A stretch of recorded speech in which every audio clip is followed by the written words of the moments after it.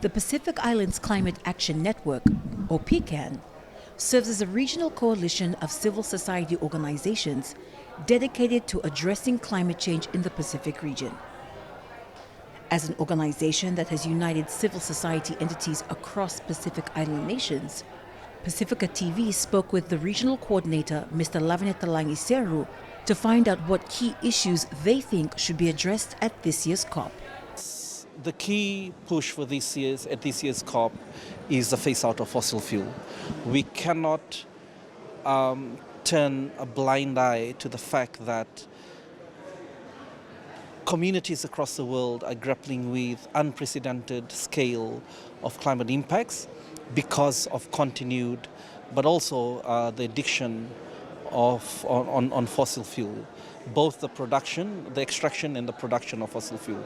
And so that's one of our key demands here. The other is basically to get a loss and damage fund that's fit for purpose and that's able to respond to the urgency and the scale of the need of climate frontline communities. So that's just two of the key demands. Of course, the need to mobilize climate finance and also other forms of resources, technical resources to support climate frontline communities in their efforts to build climate resilience. While the establishment of the Loss and Damage Fund was celebrated by most, Mr. Seru believes that this is delayed justice. Yes, I think this is, it's basically justice that has been delayed. The Pacific and many other climate frontline communities have been asking for this for the last 30 years. So it's not something that we'd really celebrate because, like I said, it's delayed justice, but it's a step into the right direction.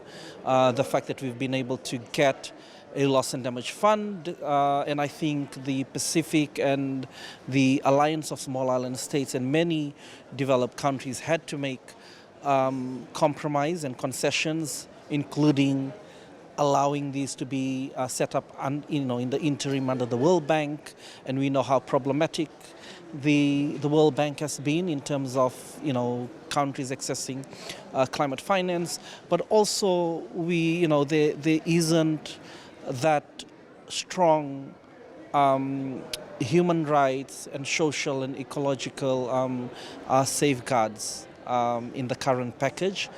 And while we saw commitments and pledges starting to come in yesterday, I think it was to the tune of 400 million, and I expect that amount will increase over the next few days. It's nowhere compared to what communities are grappling with. We are talking hundreds of billions, and we're just seeing millions trickling in. So, our demand to develop and industrialize countries is to step up. We are not seeing that at the moment. It's disappointing to see a country like the US, for instance, contribute like 17.5 million.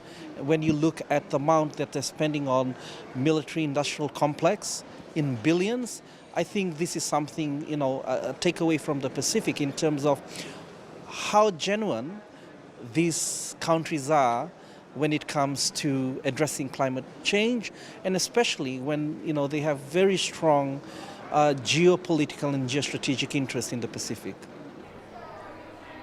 Genuine concern and the call from Mr. Talangi Seru, calling on industrial countries to step up. For Pacifica TV at COP28, I'm Amalia Rigsby.